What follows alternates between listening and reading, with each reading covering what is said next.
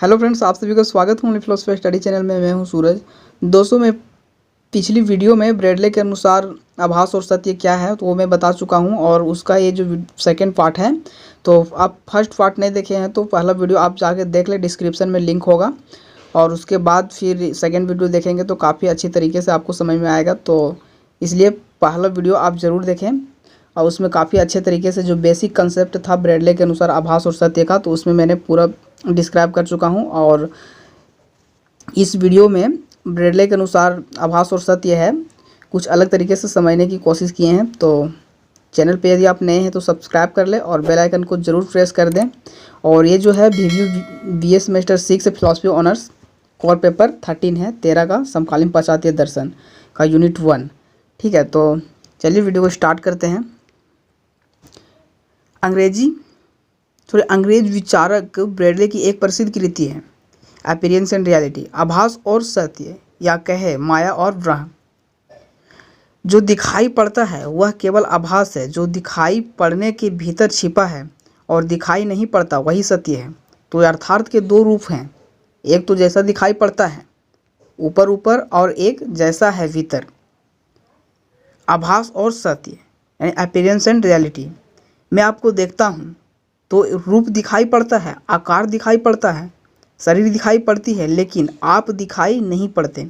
मतलब यहाँ पे बताने का मतलब यहाँ पे ये है कि मैं आपको देखता हूँ तो मैं किसे आपको बोल रहा हूँ, आपको देखता हूँ। तो ये जो आप है तो शरीर तो दिखाई दे रहा है, तो आप दिखाई नहीं पड़ते हैं। तो इस सब के भीतर छिपे हैं, इस सब के भीतर छिपे हैं आप।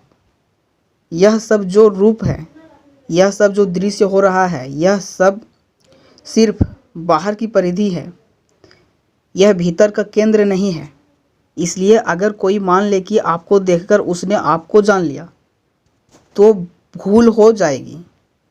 जो उसने देखा वह केवल परिधि थी, जैसा कोई किसी घर के बाहर की दीवारों को देखकर लौट आए। ऐसे ही आपके शरीर को, आप में जो दृश्य है उसे देखकर जो समझ ले कि आपसे परिचित हो गया, वह भ्रांति में पड़ गया, मतलब आभास में पड़ गया। आप तो भीतर गहरे में छिपे हैं। जो आँख की पकड़ में नहीं आता, साथ के स्पर्श में नहीं आता, कान जिसे सुन नहीं सकते, इसलिए गहन प्रेम के क्षण में ही आपको जाना जा सकता है, क्योंकि प्रेम ही वहाँ तक पहुँच जाएगा या पहुँच पाएगा जहाँ तक इंद्रियां नहीं पहुँच पाती। वहाँ तक केवल प्रेम ही पहुँच जाता है या पहुँच सकता है। यह पूरा जगत ही ऐसा है और स्वाभाविक है कि ऐसा हो, क्योंकि किसी भी वस्तु की परिधि होगी और केंद्र होगा, सरकमफ्रेंस होगा और सेंटर होगा। जो बाहर से देखा जाता है या देखा जा सकता है वह एक, और जो भीतर से ही गहन हृदय में प्रवेश करके जाना जा सकेगा वह दो। वही सत्य है जो केंद्र पर है। परिधि तो रोज बदलती रहती है। आप माँ के पेट में थे तो एक छोटे से अणु थे। अगर वह अणु आज आपके सामने रख दिया जाए तो आप उसे पहचान ना सकोगे कि कभी मैं यह था। लेकिन भीतर के केंद्र पर उस क्षण भी आप यही थे जो आज हैं। परिधि बदल गई। आप बच्चे थे, कभी कभी जवान थे, कभी के हुए। परिधि बदलती चली गई। अगर आप अपने ही चित्रों को बचपन से लेकर बुढ़ापे तक देखें तो आप पहचान ना पाएंगे कि ये एक ही आदमी के चित्र हैं। सब बदलता चला गया है। शरीर शास्त्री कहते हैं शरीर प्रतिपल बदल रहा है, और 7 वर्ष में पूरा शरीर बदल जाता है। अगर आप 70 साल जिएंगे तो 10 बार आपको नया शरीर मिल चुका होगा। प्रतिपल शरीर में कुछ मर रहा है। भोजन से आप नया शरीर अपने में निर्मित करते जा रहे हैं। मलमूत्र से, पसीने से, बाल से, नाखून से मरे हुए हिस्से बाहर निकलते जा रहे हैं। इसलिए तो बाल काटने से पीड़ा नहीं होती, वह शरीर मरा है और वह शरीर का मरा हुआ हिस्सा है।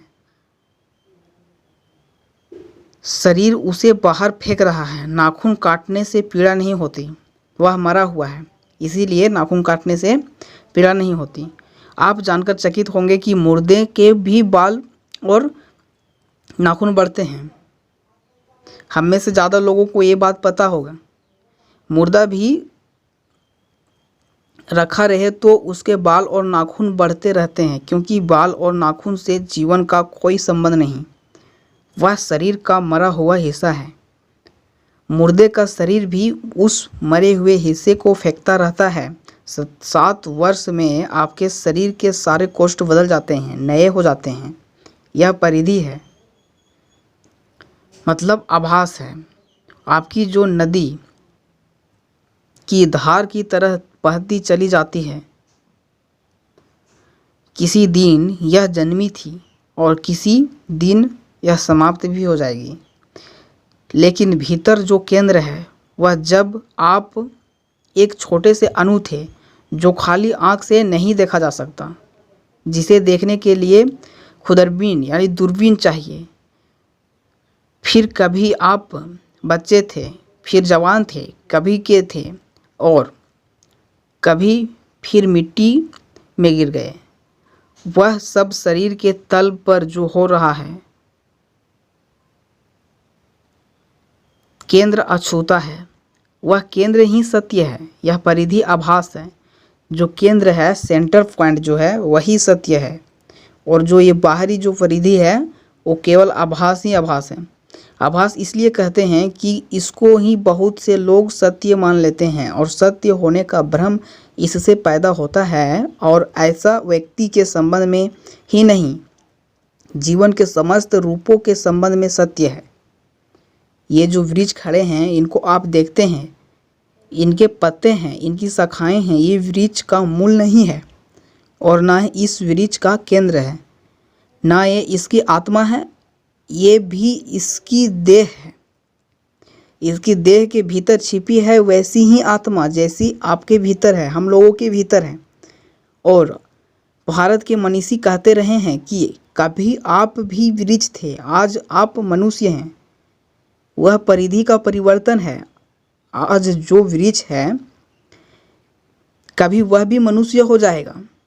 और यहाँ इतने वृक्ष खड़े हैं, ये भी सब एक जैसी नहीं है।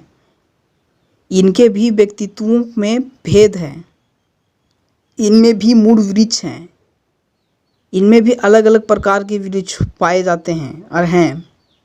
जैसे अलग अलग मनुष्य हैं, उसी तरह इनमें भी अलग अलग वृक्ष हैं। इनमें भी बुद्धिमान वृक्ष है। इनमें जो बुद्धिमत्ता या बुद्धिमान वृक्ष है वे तीव्रता से गति कर रहे हैं, बढ़ रहे हैं। वृक्ष की परिधि को पार करके जीवन के और ऊंचे आयाम में प्रवेश करने के लिए मनुष्यों में भी सभी मनुष्य एक जैसी नहीं हैं। मूढ़ जो कहा है, मूढ़ जो जहाँ है वही ठहरे हुए हैं। जिन्होंने परिधि को पकड़ लिया और उसी को सत्य मान लिया, उनमें ज्ञानजन है। जो उस परिधि को छोड़कर और सर्वश्रेष्ठ यानी श्रेष्ठतर जीवन के आयाम में प्रवेश करने का या परिवेश का प्रयत्न कर रहे हैं, रूपों के संबंध में ही नहीं, पूरे अस्तित्व को इकट्ठा भी ले तो परमात्मा की खोज परिधि है। उसका नाम माया है, यानी आभास है, अपीयरेंस है। संसार उसी परिधि का नाम है और इस संसार के गहन गुफा में छिपा हुआ जो केंद्र है वही ब्रह्म है, वही सत्य है और वही आभास है। तो ये थे दोस्तों आज का जो ब्रेडले से रिलेटेड वीडियो था, सेकेंड वीडियो। तो लास्ट था